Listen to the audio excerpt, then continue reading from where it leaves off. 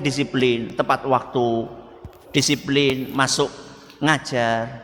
Emang kita untung atau tidak sih? Untung nggak? Untung atau rugi? Kita disiplin, masuk tepat waktu, untung atau rugi? Untung untuk jangka pendek atau jangka panjang? Panjang? Pendek enggak? Berarti jangka pendek dan jangka panjang. Jadi kalau kita disiplin, kita itu yang diuntungkan. Untuk jangka pendeknya keuntungannya apa? Ustadz, gajine halal. Loh, berarti selama ini apa Ustadz? Nah, orang halal berarti apa? Haram? Selama ini haram.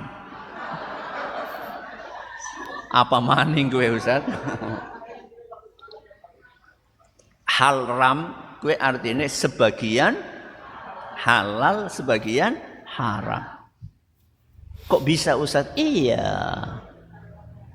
Saya tanya sama jenengan, gaji itu adalah imbalan dari sebuah aktivitas yang kita kerjakan. Aktivitas kita adalah mengajar. Seandainya aktivitas itu tidak kita kerjakan, tapi imbalannya tetap kita terima, itu namanya gaji buta. Ya Ustadz, aku kan ya mlebu Ustadz, tapi ya orang ketang sebulan sepisan Ustadz. Oke, berarti kalau kita seharusnya masuk setiap hari, kok masuknya 1 hari dalam 1 bulan, berarti yang halal itu gaji yang 1 hari. Berarti sisanya haram. Mulane haram. Gue dalilnya apa Ustaz? Al-Quran surat Al-Mutaffifin. Surat apa? Al-Mutaffifin. Al-Mutaffifin sih artinya apa? Orang-orang yang curang. Al-Mutaffifin artinya orang-orang yang curang. Apa bunyi ayatnya? Wailul lil mutaffifin. Celakalah orang-orang yang curang. Alladzina idza talu 'alan nasi yastawfun. Wa idza kaluhum aw wazanuhum yukhsirun. Orang-orang yang curang adalah orang-orang ketika dia menjadi pembeli, maka dia meminta kepada penjualnya supaya timbangannya pas. Malah nek perlu diwai bonus. Kalau dia menjadi nopo? Pembeli. Kebalikannya pembeli nopo? Kalau dia jadi penjual, maka saat itu dia akan memainkan timbangan. Anu sekilo jebule sangang on. Ya.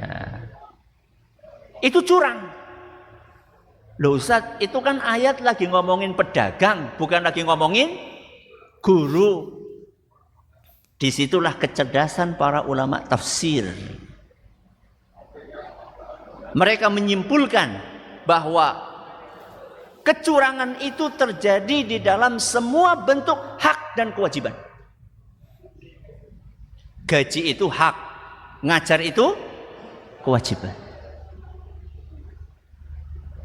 Semua bentuk hak dan kewajiban itu berlaku di dalamnya ayat Al-Mutaffifin. Maka siapapun yang menuntut haknya tapi dia tidak menunaikan kewajibannya, berarti dia orang yang curang. Siapa ustadz ulama yang menyampaikan itu banyak? Jangan rujuk aja, cari di YouTube tafsir surat Al-Mutaffifin. Ayat 1, ayat 2, ayat 3 saya sampaikan itu. Ya, insyaallah ada rekamannya. Jadi keuntungan jangka pendeknya gaji kita akan halal. Emang kenapa kalau gajinya halal? Ya barokai.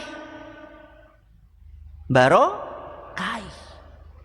Buat kita atau buat istri dan anak kita? Barokai siapa? Semuanya. Buat kita kalau yang masuk ke perut adalah yang halal, maka hati akan terasa apa? Tenang. Fisik insya Allah akan dijaga kesehatannya oleh Allah. Kemudian kita akan mudah untuk dipakai tubuh ini buat beribadah kepada Allah. Sholatnya orang angel. Kenapa? Karena energi yang dihasilkan itu dari sesuatu yang halal. Lah, kalau buat keluarga kita bagaimana Ustadz? Ya bocahnya jadi manut. Jadi kalau misalnya kita merasa anakku jadi angel banget ya diomongi, bojoku pada baik 11, 12, maka coba diintrospeksi. Siapa tahu gaji yang kita berikan kepada anak dan istri kita adalah gaji yang haram. Ini keuntungan jangka apa? Pendek. Keuntungan jangka panjang. Apa Ustadz? Kalau kita bisa menjadi teladan di dalam kedisiplinan, jangka panjangnya kita akan mendapatkan pahala jariyah. Apa? Pahala jariyah. Jariyah ini artinya apa? Ngalir, mili. Sampai kapan? Sampai seterusnya. Kok bisa Ustadz? Iya. Karena murid-murid yang kita ajar itu memperhatikan kita atau tidak? Memperhatikan perilaku. Kalau kita ini termasuk guru yang Masya Allah tabarakallah, disiplin, tepat waktu, ngajari full, sepenuh hati, murid akan memperhatikan. Kemudian murid itu akan menjadikan kita sebagai role model. Oh, aku nek arep jadi guru kayak. Setelah itu dia contoh kedisiplinan kita saat dia mengajar, saat dia menjadi guru. Kemudian dia punya murid lagi dan muridnya nyontoh pola tersebut. Lalu muridnya ini punya murid lagi dan nyontoh pola itu. Itulah umur kedua, ketiga, keempat, kelima kita. 60 tahun kita hidup di dunia. Tapi kita punya murid. Punya muridnya murid. Punya muridnya murid-murid. Sekian ratus tahun ke depan. Jenengan sering dengar nama Imam Syafi'i? Imam Syafi'i. Sering dengar? Sering. Kenapa kita dengar nama itu? Karena punya murid-murid. Karena punya murid-murid. Yang terkenal kan 4 nggih. Madhab yang terkenal pinten? 4. Madhab Hanafi, madhab Maliki, madhab Syafi'i, madhab Hambali. 4 imam.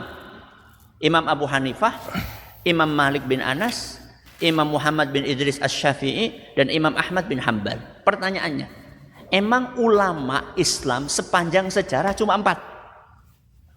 Enggak. Ratusan bahkan ribuan. Kenapa yang terkenal 4? Sudah saya jawab tadi. Karena murid-murid.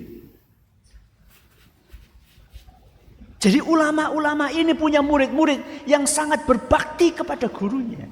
Sehingga ilmu yang didapatkan dari gurunya ini diwariskan lagi kepada muridnya.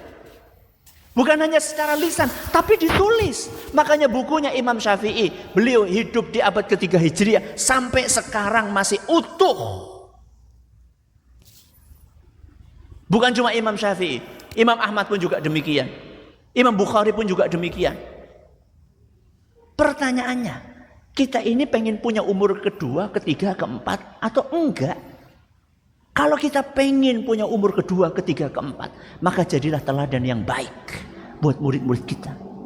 Sehingga murid-murid kita akan mencontoh kebaikan kita. Yang mengerikan adalah kalau kita menjadi contoh yang buruk. Sering telat. Muridnya pas jadi guru, nyontok jenengan. Wah guruku mien sering telat kok. Ya nyong ya melu guruku. Itu dapat pahala jariah apa dapat dosa jariah? Lah gue medeni banget gue. Bukan dapat pahala jariah, dosa jariah. Saya tanya sama jenengan, dosa kita, dosa pribadi kita banyak apa sedikit? Banyak apa sedikit? Banyak. Esi ketambahan dosane murid-muridnya dewek. Na'udzubillahi min dzalik.